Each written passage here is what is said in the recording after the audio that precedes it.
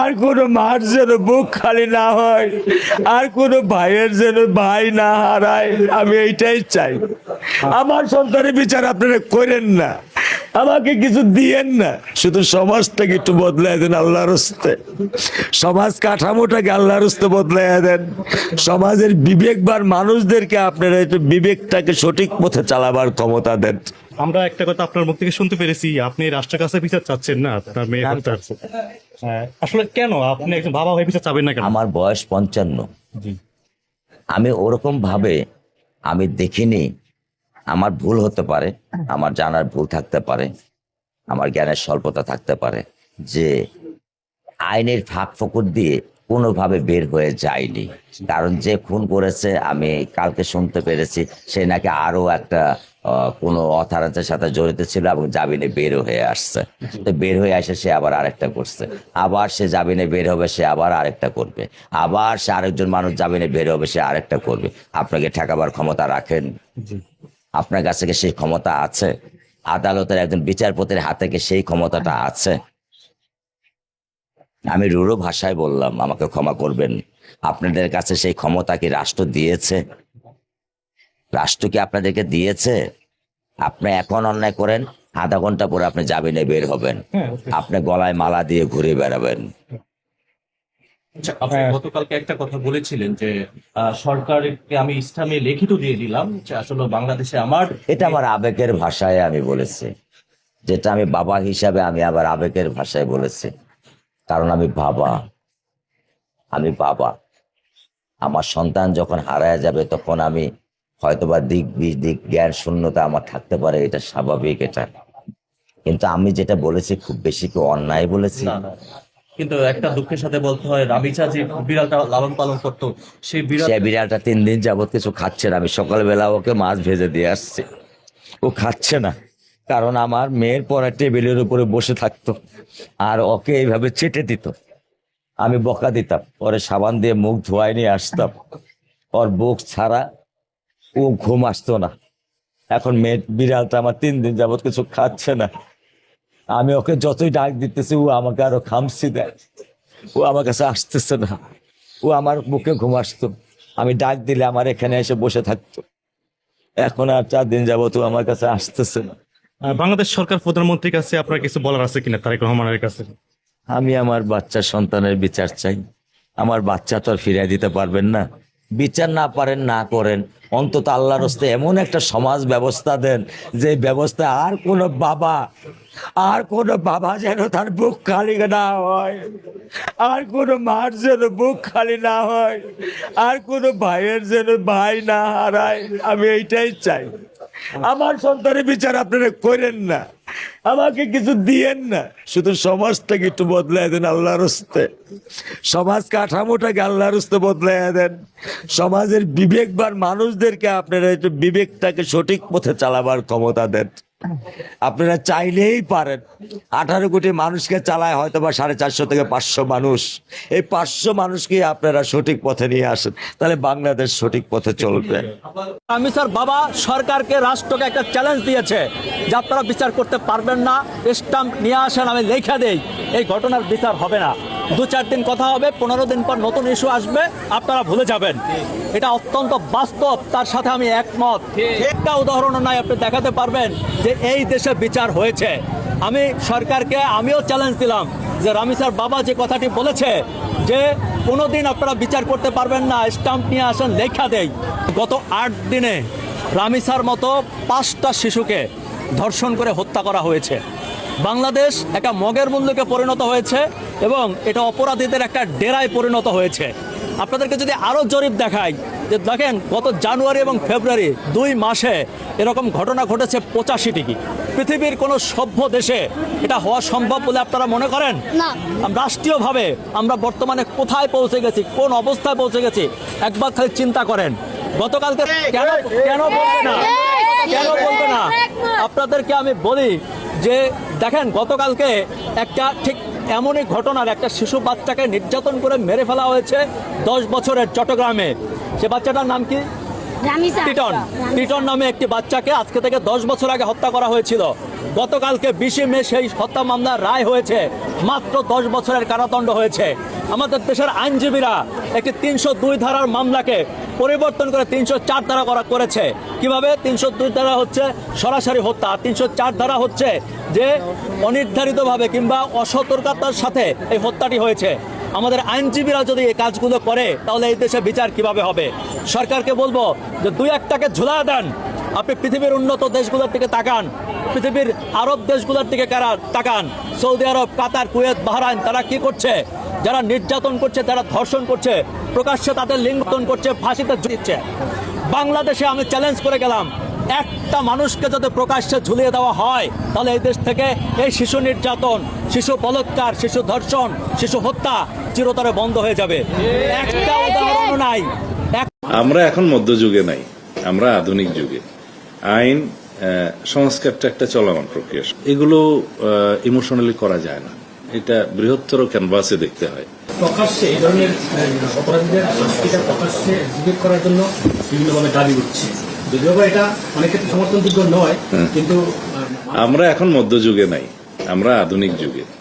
আইন সংস্কারটা একটা চলমান প্রক্রিয়া, সমাজের চাহিদা অনুসারে, সময়ের চাহিদা অনুসারে সকল আইনকে আপ টু ডেট করতে হয় এবং যুগোপযোগী করতে হয়, সেগুলো চলমান প্রক্রিয়া, সেগুলো তো আছেই। বিভিন্ন আইনে অবশ্যই আমাদের কিছু কিছু সংশোধন আনতে হবে, সেটা আমরা দেখব।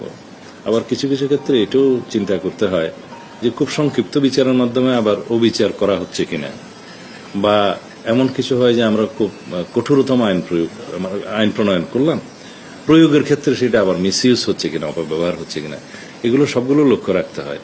এখন কোনো ঘটনা ঘটলো, সেজন্য একটা চটজলদি করে আইন প্রণয়ন করে ফেলা এবং কোনো আদালত সৃষ্টি করে ফেলা, এগুলো ইমোশনালি করা যায় না, এটা বৃহত্তর ক্যানভাসে দেখতে হয়। তাহলে আপনি কিভাবে বিশ্বাস করতে পারেন লামিশা হত্যার বিচার পাবে? যে দেশের মানুষ, যে দেশে ধর্ষকের বাবা মাকে আদালতে ঘুরতে হয়, ধর্ষকের পক্ষে উকিল নিযুক্ত হয়, ধর্ষকের জন্য আবার একটা রায়কে আবার আপিল করা হয়। আসিয়ার হত্যাকারীর ফাঁসির রায় কার্যকর হয়েছে, সেই রায় আপিল বিভাগে এখন ঘুরতেছে, ফাঁসি কার্যকর না হয়। তাহলে যে উকিল রায়টা আপিল করছে যে ফাঁসি কার্যকর না হোক, তাহলে কি ওর ইচ্ছা নাই, ওর ঘরে সন্তান নাই, তাহলে ও কেন করলো? আজকে 1 বছর পর্যন্ত আসিয়া হত্যা মামলার যখন ফাঁসি হয়নি তখন রামিসা হত্যা হয়েছে। রামিসা হত্যা গত 24 ঘন্টার মধ্যে 3টা মেয়ে হত্যা হয়েছে। আজকে সকালে একটা বার্থডে হয়েছে, নিউজ দেখলাম RTVতে। কথা হচ্ছে বাংলাদেশ 92% মুসলিমের দেশ, স্বাধীন দেশ, এদেশে সরকার নির্বাচিত সরকার। 12 তারিখে এই দেশে সরকার নির্বাচিত হয়েছে, সুষ্ঠু নির্বাচনের মাধ্যমে এই দেশে সরকার হয়েছে। তাহলে সুষ্ঠু আইন প্রয়োগের মাধ্যমে কেন ফাঁসির রায় কার্যকর হবে না? কেন বিএনপির পক্ষ থেকে একটা লোক এখানে আসলো না? কেন স্বরাষ্ট্রমন্ত্রী এখানে এসে রামিসার বাবার মাথায় হাত দিয়ে বলতে পারলো না আপনার জন্য আমরা আছি? কেন আইনমন্ত্রী এসে বলতে পারলো না যে আপনার পক্ষে আমরা এই দেশের আইন সঠিকভাবে দিব? এটা স্বরাষ্ট্রমন্ত্রীর ব্যর্থতা, বিএনপির ব্যর্থতা, তারেক রহমানের ব্যর্থতা, আইনমন্ত্রীর ব্যর্থতা, বাংলাদেশের বিচার ব্যবস্থার ব্যর্থতা। যদি না হতো, বাংলাদেশের যদি সঠিক বিচার ব্যবস্থা থাকতো, এখন তো ঈদের বন্ধ না, রবিবার থেকে কোর্ট বন্ধ। আজকে পর্যন্ত ফাঁসির রায় কার্যকর করার সুযোগ আছে। শনিবার বাংলাদেশের সকল অফিস আদালত খোলা, শনিবার খোলা, রবিবার খোলা, এর মধ্যে ফাঁসির রায় কার্যকর করার কোনো ব্যাপারই না। 24 ঘন্টা সময় লাগে না। যে আসামি এজলাসে দাঁড়ায় জজের সামনে স্বীকার করে যে হ্যাঁ আমি খুন করছি, আমি ধর্ষণ করছি, তাকে কেন 10 দিনের রিমান্ডে দিতে হবে? 10 সেকেন্ডে কেন জজ বললো না যে ওকে এখন গুলি করে দেন, ওকে ক্রস ফায়ার করে দেন? ওই জায়গায় কালকে 4টার সময় এখানে রামিসার জানাজা হয়েছে। জানাজা একটা হবে কেন? জানাজা তো হবে 3টা। রামিসা কি অপরাধী ছিল? তাকে যেভাবে খুন করা হয়েছে সোহাগকে সেভাবে খুন করা হোক, সোহাগকে সেভাবে মৃত্যুদণ্ড দেওয়া হোক। আমার কথা হচ্ছে এদেশে প্রকাশ্যে ধর্ষণকারীকে অন্য কোথাও না, যেখানে ধর্ষণ হবে সেখানে খুন হবে, যে বাসায় ধর্ষণ হবে সে বাসার সামনে খুন হবে। এইখানে সোহাগকে আজকে ফাঁসি দেখ, অত্র এলাকার মধ্যে আর কোনো হবে না। গত সপ্তাহে আমাদের এই 2 নম্বর রোডে একটা স্বামী তার স্ত্রীকে বালিশ চাপা দিয়ে মারছে, এখনো 5 দিন হয় না। 5 দিনের মাথায় রামিসা খুন হয়েছে। এই 7 দিনের মধ্যে 2টা খুন। এই এলাকায় দেখছেন কোনো বিচার হয়েছে? কোনো বিচার হয় না। সারা বাংলাদেশ ব্যাপী এরকম বিচার হইতে দেখছেন? কোথাও বিচার হয় না। এখন বিচার যদি হতো তাহলে এদেশের মানুষ ভয় পেত। আমার কথা হচ্ছে যে দেশে আইন আছে, সংবিধান আছে, 156টা অনুচ্ছেদ আছে, আমাদের বিচার বিভাগ আছে, আমাদের আইনের স্বাধীনতা আছে, তাহলে কেন এখানে বিচার হয় না? যেহেতু সরকার বলেছে আইন বিভাগ থেকে বিচার বিভাগ আলাদা করে দেওয়া হবে, বিচার বিভাগকে স্বাধীন দেওয়া হবে এবং বিচার বিভাগকে পূর্ণাঙ্গ বিচারের ক্ষমতা দেওয়া হবে। যদি এটা দেয়া থাকে, এটা বাস্তবতার প্রয়োগ থাকে, তাহলে কেন এখন পর্যন্ত রামিসা হত্যার বিচার হলো না? কেন আসিয়ার দর্শককারীদের এখনো ফাঁসি হলো না? এটা আমি স্বরাষ্ট্রমন্ত্রীকে প্রশ্ন করলাম, এটা আমি আইনমন্ত্রীকে প্রশ্ন করলাম। যদি পারে, তাদের যদি যোগ্যতা থাকে, সৎ সাহস থাকে, আমার প্রশ্নের জবাব প্রকাশ্যে দিয়ে যাও। আমি বাংলাদেশ সুপ্রিম কোর্টের একজন আইনজীবী। আমি আইনজীবী হিসেবে এতটুকু বলবো, এই ধর্ষকের পক্ষে আমি কখনো দাঁড়াবো না। ধর্ষক যদি আমাকে 100 কোটি টাকা অফার করে, আমি এই ধর্ষকের পক্ষে কখনো আইনজীবী হিসেবে লড়বো না। যারা নীতিবান মানুষ আছেন, আমি সবাইকে বলবো, রামিসার পক্ষে আপনারা সোচ্চার হন। সকল আইনজীবীকে বলবো, এই ধর্ষকের পক্ষে কারো দাঁড়ানো উচিত নয়। আমরা নৈতিকভাবে এটা করতে পারি না। অপরাধী নাকি পুলিশের কাছে বা আদালতের কাছে নিজের অপরাধ স্বীকার করেছে। এখন ওকে কোমর সমান মাটিতে পুঁতে পাথর মেরে মেরে মৃত্যু নিশ্চিত করতে অসুবিধাটা কোথায়? মায়াটা কার লাগতেছে ওর জন্য বুঝতেছি না আসলে। ওকে গণতন্ত্র পৃথিবী উদ্ধার করবে যাদের বিশ্বাস, গণতান্ত্রিকভাবে যারা ইনিল হুকমু ইল্লা লিল্লাহ, আল্লাহর দেওয়া বিধিবিধান শাস্তিকে যারা মনে করে সমাধান না। ডক্টর কামাল একটা অপরাধের একটা শাস্তি লিখে দিয়ে গেছে, বাংলাদেশের সংবিধান। তো ওখানে 7 বছরের শিশু, নিষ্পাপ ওই ফুল, তাজা ওই প্রাণ, এই যে পৈশাচিক একটা নির্যাতনের শিকার হয়ে পৃথিবী ত্যাগ করলো, নিরপরাধ নিষ্পাপ এই মেয়েটা। গণতন্ত্র আর ডক্টর কামাল কি শাস্তির কথা বলে গিয়েছে, ওইটা করেন না, কিছু তো বলে গেছে মনে হয়। গণতন্ত্রে আসলে কিভাবে বিচার করে? অপরাধী যখন নিজ মুখে অপরাধকে স্বীকার করে এবং অপরাধের আলামত সবকিছু অ্যাভেলেবেল, তাজা ঘটনা, এমন অবস্থায় আসলে গণতন্ত্র বিচার প্রক্রিয়াকে কিভাবে সমাধান করে? ঘুম তো আসছে না, ঘুম আসছে না, সত্যি ঘুম আসছে না। বাসায় ভাই ভাতিজি আছে, বাচ্চা কাচ্চা আছে, ভাগ্নি আছে, ভাতিজি আছে, মেয়ে আছে, কারো নাতনি আছে, কারো মানে আত্মীয় স্বজন আছে। মানে ওর বিচার দায়ভার যাদের কাছে, তারা ঘুমাবে কিভাবে আজকে আসলে? অনেকে বলছে তার ফাঁসি চায়। ইসলাম কিন্তু বিবাহিত জানাকারীকে ফাঁসি দেয় না। কোন নারী এবং পুরুষ একমত হয়ে যদি উভয় জানা করে, বিবাহিত লোককে কোমর পর্যন্ত পুরুষকে গেড়ে পাথর মেরে রজম করার বিধান দেয় ইসলাম। আর রেপ এবং হত্যা তো অনেক দূরে, শিশু অনেক দূরের বিষয়। আপনাদের রেপ, জেনা ব্যভিচার, অশ্লীলতার বিচার এত নিম্ন পর্যায়ের যে মানুষ 6 বছর 7 বছরের বাচ্চাদেরকে পর্যন্ত দ্বিধাদ্বন্দ্ব করে না, ভয় পায় না। একজন খেলোয়াড় আরেকজনের বউ বিয়ে করে ফেললো, 10 বছর থেকে মামলা চলতেছে। আরে বাবা, ওই যে বাচ্চা মেয়েটা জন্ম হয়েছে, বাচ্চা মেয়েটা কার পেট থেকে আসছে? ওই খেলোয়াড়ের বউ যদি ওই বাচ্চা মেয়ের মা না হয়, বাচ্চা মেয়ের মা কে? এই দেশে কি এখনো কোনো পরীক্ষা নিরীক্ষা নাই? এই দেশে কি এখনো কোনো পরীক্ষা নিরীক্ষা নাই? ওই যে একটা লোকের বউকে একজন খেলোয়াড়ে বিয়ে করে ফেলেছে, বছরের পর বছর বিচার ঝুলতেছে, এই লোকটার বউ কিনা সাব্যস্ত হচ্ছে বা হইছে, মানে ব্যভিচারের দায়ে এখনো ওই খেলোয়াড় শাস্তি পেল না। আর ওই নারী আরেকজনের স্ত্রী থাকা সত্ত্বে আরেক বেটার সাথে পরকীয়া করে তারপরে বিবাহের ঢং সাজাইল, তার কোনো বিচার করলেন না আপনি। ইসলাম কি বলে জানেন? 7, 5, 10, 12 তো অনেক দূরের কথা। কোন 45-50 বছরের নারী যদি বিবাহিতা হয়, কোন 60-70 বছরের পুরুষ যদি বিবাহিত হয়, সে যদি নিজ ইচ্ছায়, কোন মহিলা নিজ ইচ্ছায়, উভয় তারা পুরুষ নারী নিজ ইচ্ছায় যদি তারা যৌন কর্ম সম্পন্ন করে, তারা যদি এটাকে ব্যভিচার হয়, বিবাহিতকে ইসলাম, বিবাহিতাকে এবং বিবাহিতকে, পুরুষ এবং নারীকে ইসলাম রজম করার বিধান রেখেছে। আপনি জানেন ওই খেলোয়াড়ের বউ, সে তো বিবাহিতা, সে তো আরেকজনের স্ত্রী, সো সে খোলা তালাক না নিয়ে আরেকজনকে বিয়ে করতে পারে না, তা ব্যভিচার বলে গণ্য হবে। ইসলামে এর বিচার আপনি জানেন, সমাধান আপনি জানেন। আপনি বলছেন যে জোর করে যদি মেয়ে রাজি নাই, ছেলে রাজি, জোর করে রেপ করলে আপনি এটাকে জানা বলতেছেন। ইসলাম বলতেছে তারা উভয় অবিবাহিত, সো তারা যদি সঙ্গম করে, তারা যদি ঘনিষ্ঠ হয়, উভয় ব্যভিচারী এবং উভয়কে বেত্রাঘাত করতে বলে ইসলাম। আপনি তো বলতে চাচ্ছেন যে ছেলে রাজি মেয়ে রাজি না, জোর করছে, তখন আপনি বলতেছেন রেপ। ইসলাম বলতেছে তারা উভয় রাজি, উভয় রাজি, তারপরও তারা ব্যভিচারী। একজন একজনকে যদি টাকা দিয়েও যায়, কোনো মহিলা যদি টাকার বিনিময়ে নিজেকে অন্য কারো কাছে সুপর্দ করে, কোনো পুরুষ যদি টাকা দিয়ে অন্য কোনো নারীকে নিয়ে আসে, ইসলাম বলে যে ব্যভিচারী এবং শাস্তিযোগ্য অপরাধ। আপনি লাইসেন্স দিচ্ছেন। আপনি ওই যে আয়েশার কথা তো ভুলে গেলেন আপনারা। আমি বুঝে আসে না আমার। পুরান ঢাকায় 2টা লোককে সবার সামনে পাথর মেরে মারলো, সব কটা নিউজ চ্যানেল বললো, কিন্তু ওই যারা মারছে তাদের ব্যাপারে আর কারো নিউজ শুনতেছি না। পুরান ঢাকায় যে পাথর মেরে মানুষগুলাকে মারলো সব কটা নিউজ চ্যানেল বললো, কিন্তু ওই অপরাধীদের এখন কি অবস্থা আর কোনো নিউজ চ্যানেল বলতেছে না, কারো কাছে কোনো নিউজ নাই।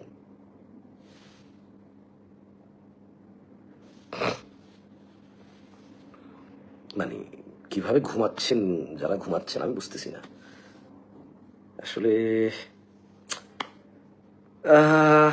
কি করা যায় বলেন তো? ওর বিচার মানে কেন লেট হবে? বিচার বিভাগ কি জানতে চায়? আসিয়ার বিষয়টা আর জানলাম না।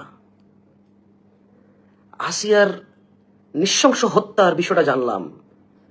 আসিয়ার উপর এত বড় জুলম অত্যাচার যারা করেছে তারা কি শনাক্ত হয়েছে, প্রমাণিত হয়েছে? হলে তাদের বিচার কি হলো আর জানা নাই, আর জানা নাই। মানে কি করা যায় বলেন তো? মানে কি করা যায়? মানে কিভাবে এই সমাজে ন্যায় প্রতিষ্ঠার জন্য ন্যায়ভাবে কন্ট্রিবিউশন করা যায়? This is a big question now. আমি আবারও বলি, this is a big question, অনেক বড় প্রশ্ন এটা, যে কিভাবে ন্যায়সঙ্গতভাবে এই সমাজ ব্যবস্থাকে হেল্প করা যায় ন্যায় বিচার প্রতিষ্ঠায়। কারণ অনেক সময় আমরা ন্যায় করতে যাই নিজেরাই অন্যায় করি। আমরা অনেক সময় রাস্তায় নামি বিচার চাইতে যাই, মানুষের গাড়ি ভাঙি, আরেকজনের সম্পদ লুট করি। আমাদের মধ্যে কেউ কেউ কারো দোকান লুট করে, কারো গাড়ি ভাঙে, কারো রাস্তায় আগুন দেয়। দেখা যায় ন্যায় করতে যাই আমরা অনেক সময় অন্যায় করি। আমি বলতে চাচ্ছি ন্যায়সঙ্গতভাবে ন্যায় প্রতিষ্ঠায় কিভাবে ভূমিকা রাখা যায়। কলিজাটা একদম ফেটে যাচ্ছে, ভালো লাগছে না। আজকে যদি 7 বছরের বাচ্চা বাংলাদেশে নিরাপদ না থাকে, আমি কিভাবে নিরাপদ থাকবো? আমার বাচ্চা ক্লাস 8-এ পড়ে, আমার বাচ্চা কিভাবে নিরাপদ হবে? আমার বাচ্চা স্কুলে একা যাওয়া আসা করে, তাহলে আমার বাচ্চাকে আমি কোন ভরসায় ছাড়বো? সরকার যদি একটা বাচ্চার হক বিচার না করতে পারে তাহলে আমাদের নিরাপত্তা কিভাবে দিবে? আমরা কি সরকারের কাছে এটা চাইতে পারি না? এটা আমাদের কাছে সরকারের কাছে দাবি না যে সরকার যেহেতু ক্ষমতায় বসেছে একটা ধর্ষকের ফাঁসি 24 ঘন্টার মধ্যে দেখাক। আমাদের লামিসা বলেন এমন আরো অনেক ধর্ষক টাকার জোর থাকতো, তাদের যদি ক্ষমতার বল থাকতো তাহলে 24 ঘন্টার মধ্যে ফাঁসি দিত। আজকে বাংলাদেশে যদি একটা এমপি মন্ত্রীর মেয়ের আজকে এই ঘটনা হতো তাহলে কি আমাদের রাস্তায় নামতে হতো? 24 ঘন্টাও লাগতো না, 5 ঘন্টার মধ্যে তারা ফাঁসি রায় দিয়ে দিত।